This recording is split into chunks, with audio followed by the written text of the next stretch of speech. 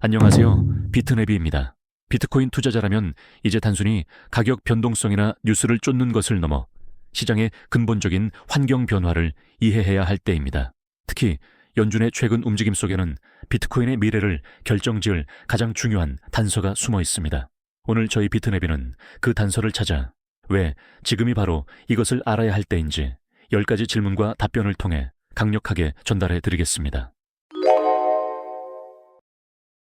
첫 번째, 연준이 겉으로 긴축을 외치는데도 왜 시장은 계속해서 바닥을 다지고 있나요? 이것이 바로 여러분이 반드시 알아야 할 첫 번째 키포인트입니다. 연준은 이미 시장 붕괴를 막는 유동성 방패를 완성했기 때문입니다.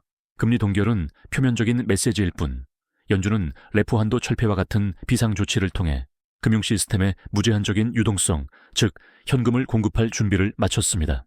과거 리먼 브라더스 사태와 같은 시스템 붕괴를 두 번 다시 용납하지 않겠다는 제롬 파월 의장과 연준의 강력한 의지입니다. 즉, 시장이 일시적으로 흔들릴 수는 있어도 근본적으로 무너지기는 어려운 환경이 조성된 것입니다. 두 번째, 유동성이 풀리는 환경에서 왜 모든 암호화폐가 아닌 일부 종목만 주목해야 하나요? 바로 두 번째 키포인트이자 가장 중요한 투자 전략입니다. 연준이 국채 매입 등으로 시스템에 푸는 유동성은 선택적으로 집중되기 때문입니다. 골드만삭스, JP모건 같은 기관들이 움직이는 대규모 자금은 리스크가 낮은 자산을 선호합니다. 즉, 제도권 편입 기대감이 높고 시가총액이 크며 펀더멘털이 검증된 비트코인, 이더리움, 솔라나에 자금이 몰릴 수밖에 없습니다. 과거처럼 모든 자발트코인들이 무작정 오르는 시대는 끝났으며 선택과 집중이 생존 전략입니다. 세 번째, 연준의 국채 재매입이 우리 지갑에 어떤 영향을 미치나요? 연준이 국채를 사주면 뱅크 오브 아메리카 같은 은행들은 그 대가로 생캐시, 이를테면 프레시 캐시를 받습니다. 이 현금은 대출과 투자를 확대하는 씨앗 돈이 됩니다. 이 유동성이 결국 암호화폐 시장으로 흘러들어오면서 비트코인 같은 자산의 가격을 지지하고 상승시킬 에너지원이 됩니다. 네 번째, RNP 종료가 왜 유동성 공급에 강력한 신호인가요?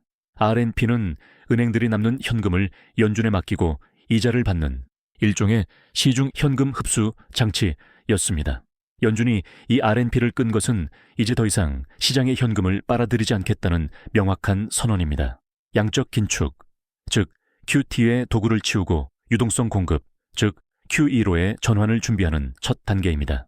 다섯 번째, SLRC 완화라는 어려운 용어는 왜 알아야 하나요? SLR은 은행의 재무 건전성을 규제하는 비율입니다. 연준이 이를 완화한 것은 은행들이 부담 없이 국채를 사서 보유할 수 있도록 규제 문턱을 낮춰준 것입니다. 은행들이 더 많은 국채를 보유하면 연준이 이를 사줄 때 더 많은 현금이 시장으로 풀리게 됩니다. 이는 유동성 공급의 간접적인 통로입니다. 여섯 번째, 연준은 왜 굳이 중소금융권을 보호하려 애쓰는 걸까요? 연준은 대형 기업, 예를 들어 마이크로소프트들은 스스로 생존력이 높다는 것을 압니다. 하지만 지역사회 기반의 중소금융권이 무너지면 시스템 전체의 신뢰도가 흔들립니다.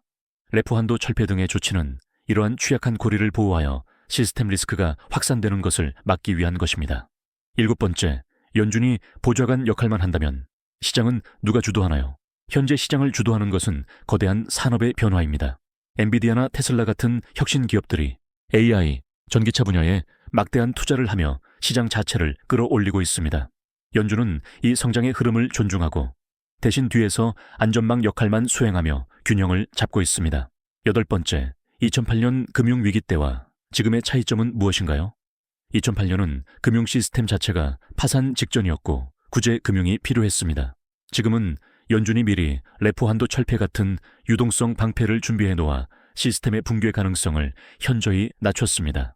따라서 과거처럼 모든 자산이 폭락하기보다는 리스크 대비 수익성이 좋은 자산으로의 순환 매매가 일어날 가능성이 큽니다. 아홉 번째, 유동성이 풀려도 자발트코인은 왜 오르기 힘들까요? 대규모 기관 자금은 명확한 사용처와 규제 준수를 원합니다. 이름도 모르는 작은 알트코인에 투자하기보다는 미국 SEC의 관심과 기관의 신뢰를 받는 비트코인 같은 자산에 집중하는 것이 훨씬 합리적입니다. 외부 자금 유입의 환경 자체가 대형 코인들에게 압도적으로 유리합니다. 열 번째, 연준의 숨겨진 의도를 파악한 우리는 무엇을 준비해야 하나요? 시장의 일시적 조정에 패닉 매도하지 말고 연준이 깔아놓은 붕괴 방지 안전망을 신뢰하십시오. 지금은 선택적 집중을 통해 유동성이 모일 것으로 예상되는 비트코인, 이더리움, 솔라나 같은 핵심 종목에 대한 분할 매수와 포지션 강화를 준비해야 할 때입니다. 오늘 비트내비는 연준의 FOMC 회의록 속에서 붕괴 방지와 선택적 유동성 집중이라는 두 가지 핵심 키포인트를 강력하게 전달해 드렸습니다. 겉으로 보이는 뉴스에만 집중하지 말고 연준이라는 거대한 기관의 숨겨진 의도를 읽으셔야 성공적인 투자가 가능합니다. 이 지식을 바탕으로 여러분의 투자 전략을 재정비하십시오. 다음 영상에서도 핵심을 꿰뚫는 정보로 찾아뵙겠습니다. 구독과 좋아요는 비트내비의 큰 힘이 됩니다. 감사합니다.